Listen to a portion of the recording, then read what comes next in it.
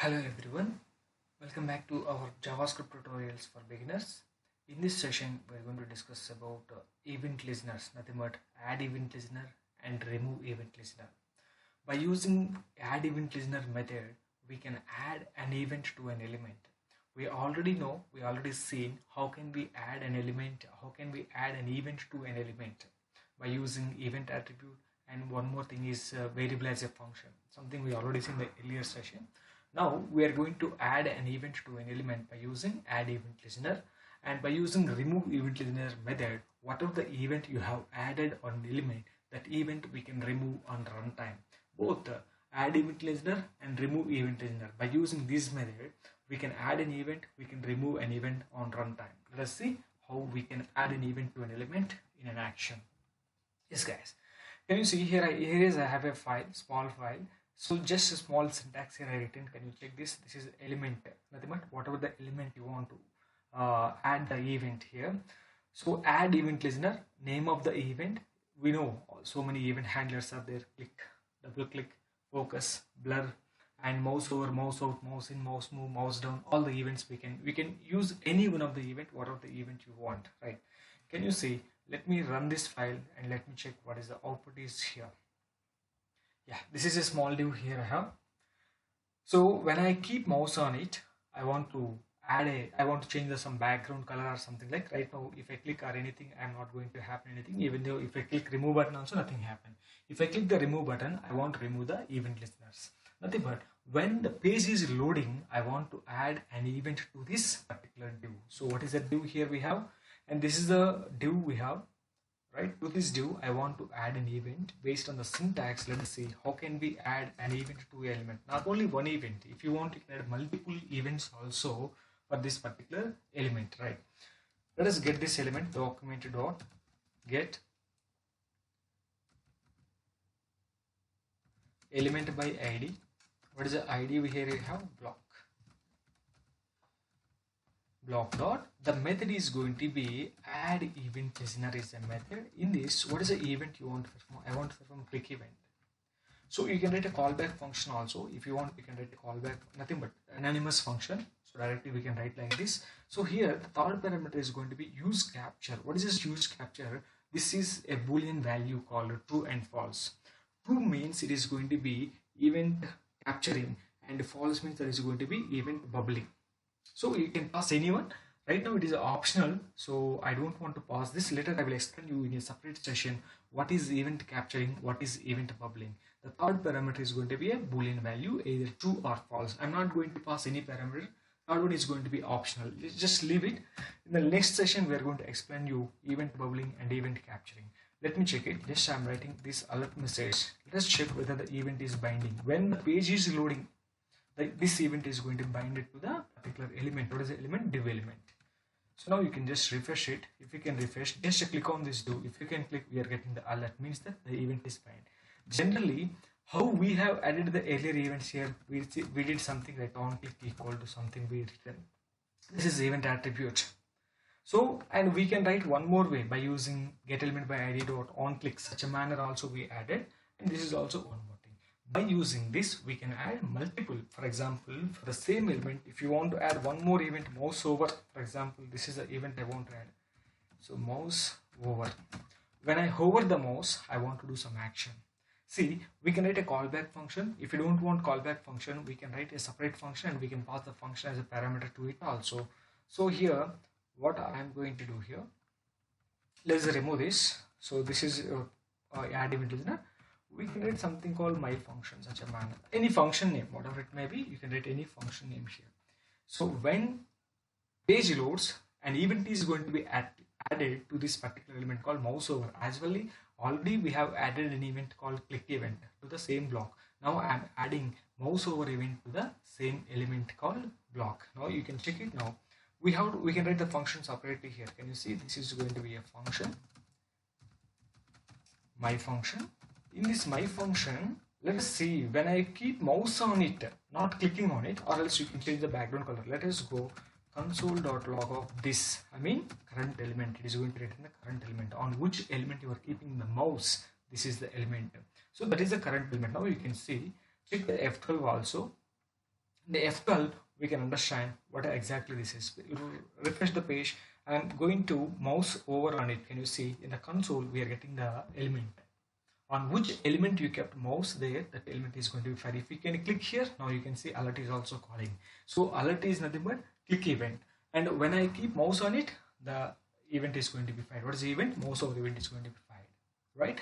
If you want to remove the event, for example, here is a button. By clicking on the button, you want to remove the event. To remove that event, we have remove event listener. So like this, we have a lot of events we can add, guys. Not only one event. For example, I want to add one more event to the same. Now we added mouse over. I want to add mouse out also. If you want to add mouse out to the same, yes, this is going to be mouse out.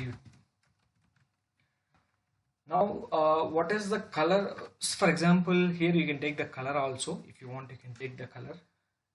Here, this dot, style dot. You can write something called background color. This is going to be something called red. Already red is there, I believe. Let me give this as a yellow.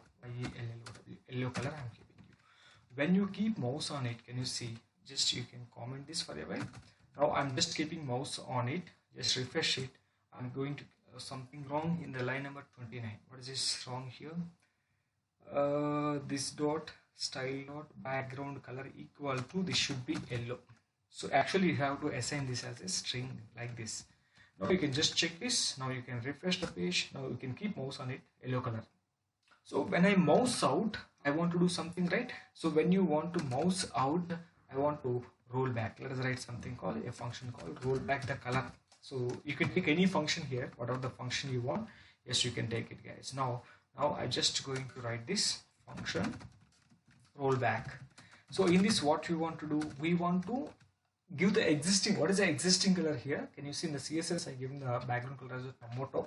This is the color I given here. So when I am roll back, I mean when I mouse out, I need to give the existing color. In the same manner, here we can write this dot, current element dot, style dot, CSS property, background color.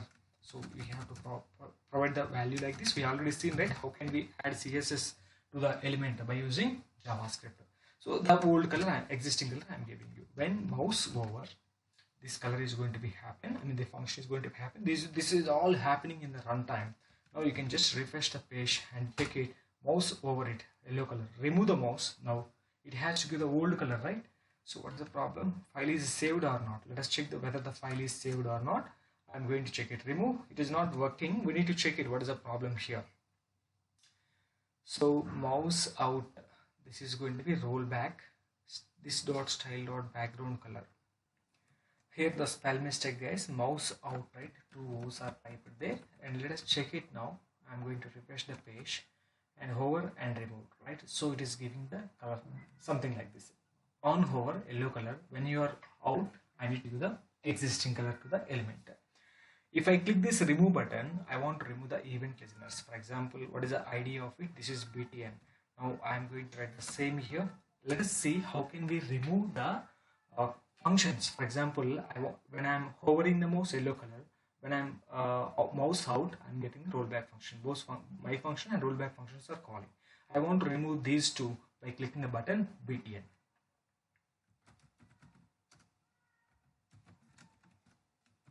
Get element by ID of BTN dot on click. We can write on click also directly. Yes, we can write something like this also, on click. So what we need to do, we have to do remove event listener. Whatever the event listener you written here, on the same we have to remove the event listener. On click equal to, this is a variable as a function, right? This is one way of binding an event to an element function. Here I'm just, when I'm clicking this is going to be the event listener. This is going to be remove event listener. What is the event listener you want to remove and what is the function you want to remove? This is mouse over. Just you can pause these two, then these are going to be removed. So this is going to be removed. In the same manner, you want to remove that also, mouse out also. Yes, you can just go with and write the mouse out also, mouse out. And what is the function there? Rollback. Now these are going to be removed. When, if you can click the remove button, then only this is going to be deleted, guys. Now you can check it. I'm just going to refresh the page and take it now. So this is working fine. Now I'm going to click on this remove button and let me see, I'm hovering on it. Can you see, is it anything working? No. What happened now? The event listener, the remove event listener method removes the events. What is the events you added earlier? We added mouse over, we added mouse out. But I didn't, even if you can click it, the alert is coming still. If you want to delete this also, yes, we have tried the same.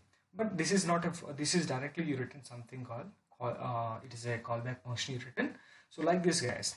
So if you want to delete this also, yes, we can delete this also. Right now I deleted these two events. What are the events you added on the runtime? When the page is loading, we can add an event to an element. This is called runtime, right? So by using add event listener and remove event listener methods, we can add an event as well as we can remove an event from an element. This is exactly adding and or binding events to an element. Thank you guys. If you have any doubts, please comment under the video section. Thank you all.